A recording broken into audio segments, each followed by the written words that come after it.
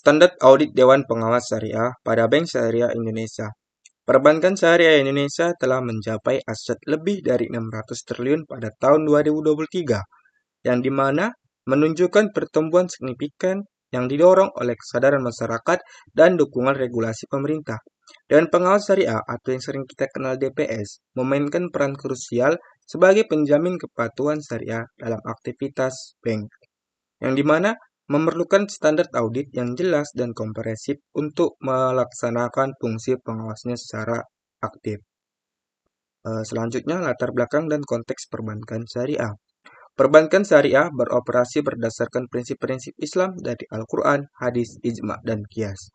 Sistem ini melarang riba, gharar, dan maisir dengan menggantikan prinsip-prinsip syariah seperti bagi hasil, jual beli, sewa, ijaro, dan akad-akad syariah lainnya. Filosofi ini diambil atas dasar dibangunnya keadilan, kemitraan, transparansi, dan mencerminkan komitmen terhadap keadilan ekonomi yang inklusi keuangan bagi semua lapisan masyarakat. Selanjutnya, peran dan fungsi Dewan Pengawas Syariah, yang dimana ada fungsi pengawasan. Audit syariah memastikan kepatuhan operasional bank terhadap prinsip syariah dalam semua aktivitas. Selanjutnya ada fungsi konsultasi, yang dimana kita memberikan advice dan fatwa terkait produk dan layanan bank yang sesuai dengan syariah. Selanjutnya ada fungsi mediasi, yang dimana kita menyelesaikan perselisihan yang terkait dengan aspek syariah dalam operasional bank dan memberikan solusi. Selanjutnya ada fungsi sosialisasi, yang dimana kita meningkatkan pemahaman stakeholder tentang prinsip syariah dalam perbankan modern pada saat ini dengan sesuai dasar prinsip syariah. Selanjutnya ada karakteristik unik audit Dewan Pengawas Syariah. Yang pertama ada dualitas tujuan audit, mengevaluasi aspek keuangan operasional dan kepatuhan syariah secara komprehensif, memerlukan kompetensi ganda dalam auditing dan syariah.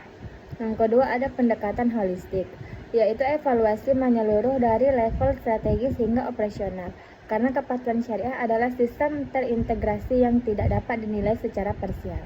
Yang ketiga ada substance over form, yaitu menilai substansi dan tujuan transaksi, bukan hanya bentuk formal, untuk memastikan kesesuaian dengan maksud syariah.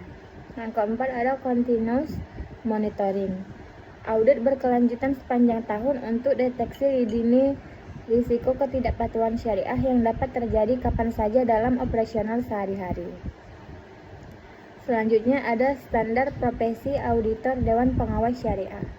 Auditor DPS harus memiliki kompetensi ganda yang mencakup technical competence dalam auditing, akuntansi, sistem pengendalian internal, dan teknologi informasi.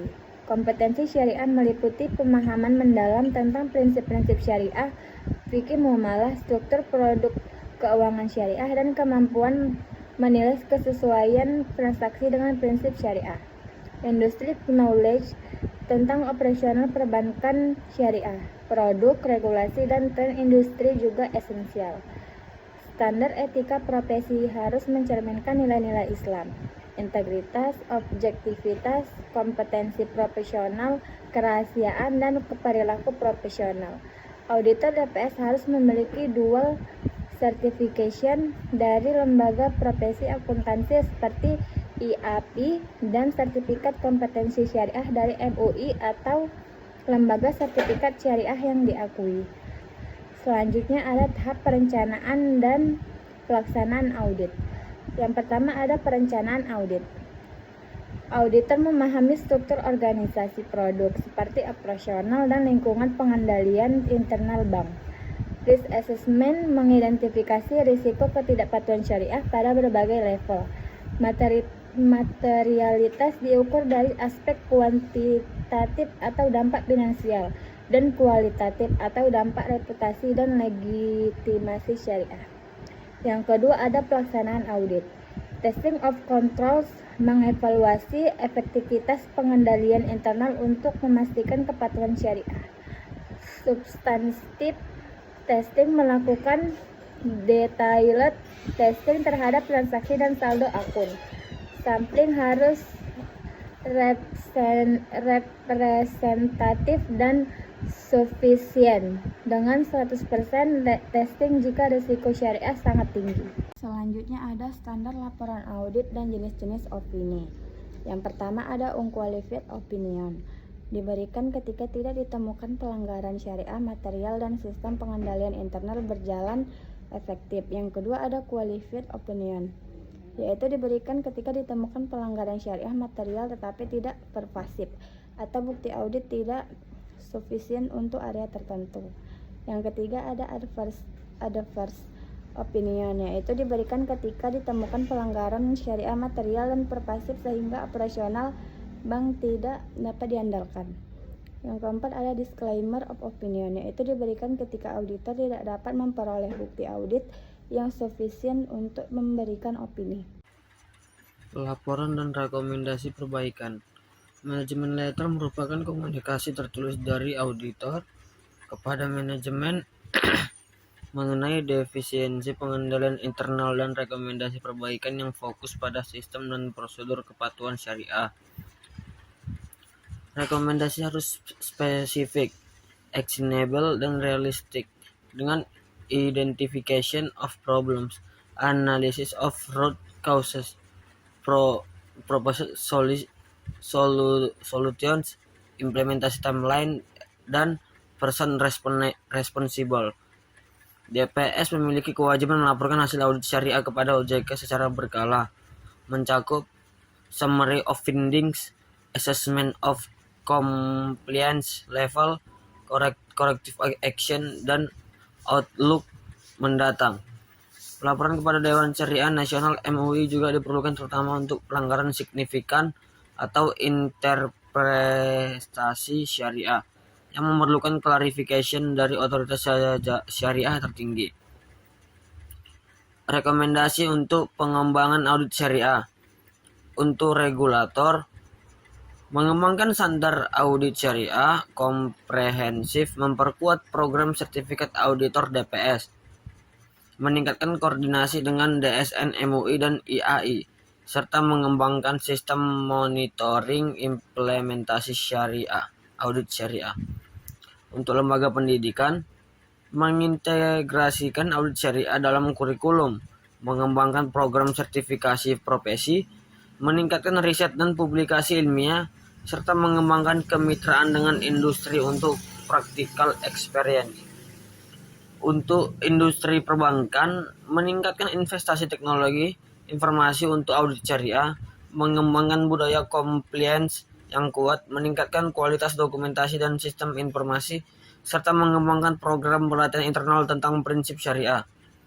Untuk profesi auditor, meningkatkan kompetensi melalui continuing professional development, mengembangkan metodologi audit syariah yang sophisticated, meningkatkan kolaborasi dan knowledge sharing, serta mengembangkan standar etika profesi spesifik. Kesimpulan, standar audit DPS sebagai pilar kepercayaan perbankan syariah.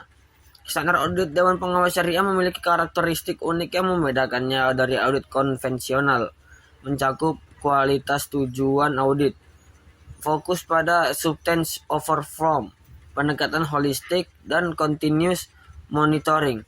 Auditor DPS memerlukan kompetensi ganda dalam auditing dan syariah dengan dual certification dan continuous professional development. Prosedur audit sistematis dari perencanaan hingga pelaporan dikombinasikan dengan standar laporan yang komprehensif dan berbagai jenis opini audit, memastikan kredibilitas dan legitimitas syariah dalam operasional perbankan. Implementasi rekomendasi perbaikan dan pelaporan kepada regulator serta DSN MUI. Memperkuat ekosistem audit syariah yang robust.